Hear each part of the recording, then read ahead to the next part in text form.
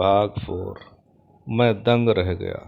उस संदूक में कोई कीमती सामान नहीं था, फिर भी उसमें जैसी सामग्रियां थीं, मुझे उनकी वहां होने की कोई कल्पना नहीं थी। यदि सामग्रियां मकान के पिछले बाशिंदे की हैं, तो मुझे यह मानना पड़ेगा कि आलोक के मामा कमल भानु अपनी जिंदगी में रंगीला राजा थे। बक्से में पौरुष शक्तिवर्धक दवाइयाँ थीं, टॉनिक की बोतलें थीं तथा कैप्सूल के पैकेट्स थे। इनमें भी हैरतअंगेज चीज थी वियाग्रा के पैकेट्स की वहाँ मौजूदगी।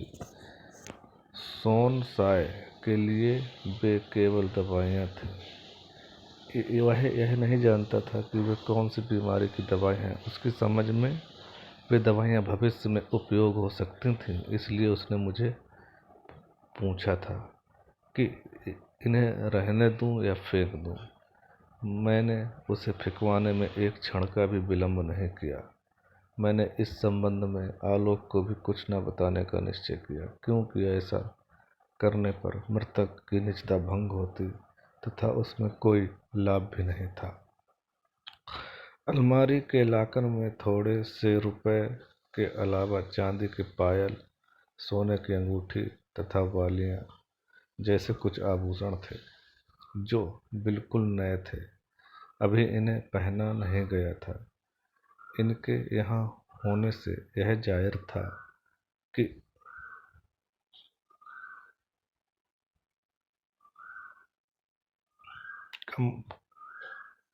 कमल भानु की मृत्यु के पश्चात भी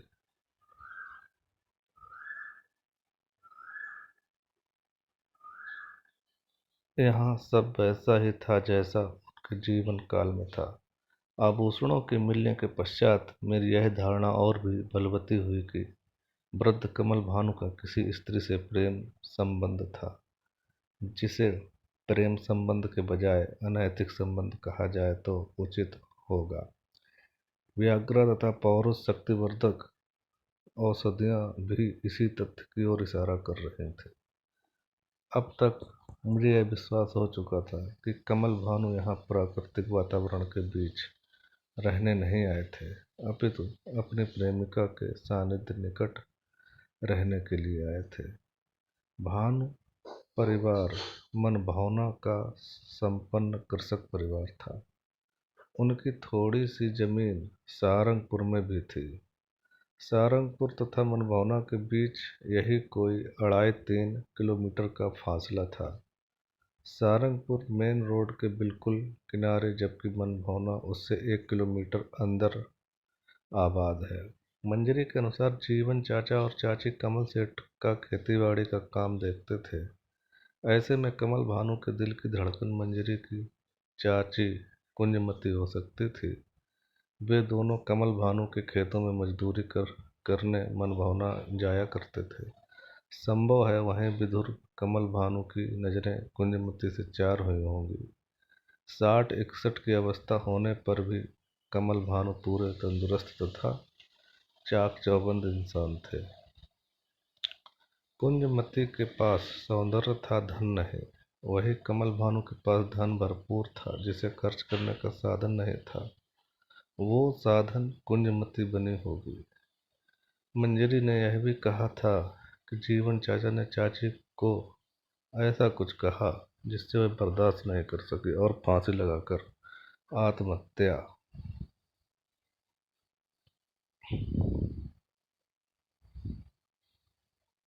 कर ली। मैं उछल पड़ा। एक के बाद एक सारी कड़ियाँ मिलने लगी।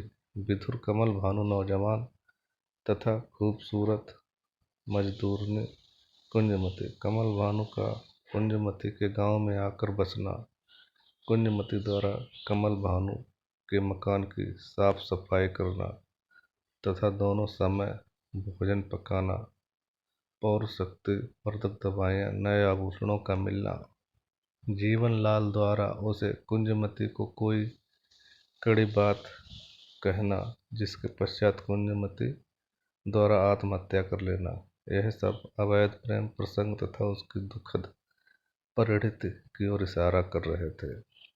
मुझे ना जाने चाहते हुए भी यह स्वीकार करना पड़ा कि मैंने पिछली रात को जो देखा था वह स्वप्न नहीं था, वह अर्धनिद्रा की स्थिति में देखी गई प्रेत लीला थी। मैंने कुंजमती के भूत को देखा था, इसमें मुझे कोई संदेह नहीं था। यह ख्याल आते ही मेरे बदन में झुरझुरी सी दौड़ गई।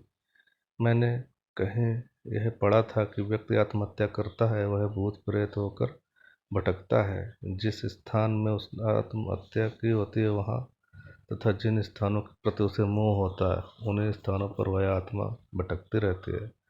कुंजमती की आत्मा भी भटक रही होगी, उसे कमल भानु तथा इस मकान से लगाव था। मरने के बाद भी उसका यह मोह नहीं छूटा होगा, वह यहाँ कमल भानु से मिलने की उम्मीद में भटकती होगी।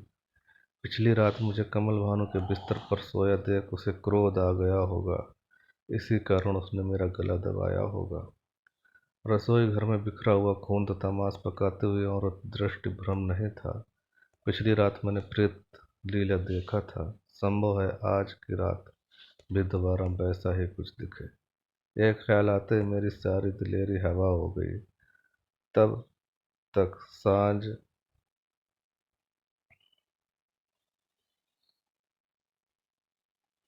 घेर आए थे, मैं कहीं जा भी नहीं सकता था। मैंने यह निश्चय किया कि यदि आज भी मकान में पिछली रात की तरह कुछ घटित होता है तब मुझे यहाँ रहने का ख्याल छोड़ना होगा। बस्ती के आखिरी छोर पर स्थित भूता मकान में मैं परिवार सहित नहीं रह सकता। रात्रि के भोजन की व्यवस्था मंजरी ने करने वाली थी, इसके लिए मैंने उसे कुछ रुपए दिया था। मैं टहलते हुए बस्ती की ओर निकल गया। सारंगपुर 100-125 घरों की छोटी सी बस्ती थी। मेन रोड पर सड़क के दोनों ओर चाय पान की 2-3 दुकानें थीं।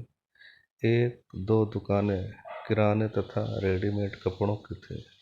एक दुकान स्टेशनरी की थी। वहाँ 2-4 ऐसे भी लोग मिले जो मुझे बतौर टीचर पहचानते थे, हालांकि मैं उन्हें नहीं पहचानता था। मैंने एक गुमटी में चाय पिया, उसके बाजू में ही स्टेशनरी की दुकान थी। वहाँ रखी हनुमान जी की फोटो मुझे दूर से ही दिख गई। इसी के साथ भूत पिशाच निकट नहीं आवे हनुमान चालीसा की यह पंक्ति मुझे याद आ गई। मैंने वह फोटो खरीद लिया। किराने की दुकान से माचिस तथा अगरबत्तियां भी ले लिया। जब आदमी की जान पर बन आती है तब उसकी सारी अकड़ स्वतः ही ढीली हो जाती है। यह केवल कहावत नहीं है, अपितु कड़वी सच्चाई है। बोझ जब तक दूसरे के सिर पर होता है तभी तक वह हल्का प्रतीत होता है। चित्त ठीक ना हो तब गुलाब का एक फूल भी बोझ लगता है। मैंने दूसरे वाले बेडरूम में अपना बिस्तर लगाया। पिछली रात मुझे जैसा अनुभव हुआ था उसकी रौ उसकी रौ में कमल भानु के बेडरूम में सोना मुसीबत को बुलाने जैसा था।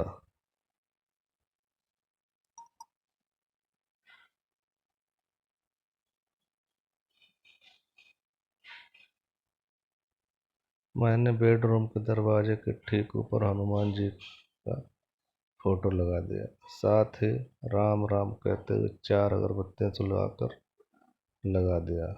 भोजन कर मैं बिस्तर में जा लेटा। हनुमान जी का फोटो लगा देने मात्र से मुझ में निश्चिंतता आ गई थी। मैं स्वयं को प्रेतनी से सुरक्षित अनुभव करने लगा।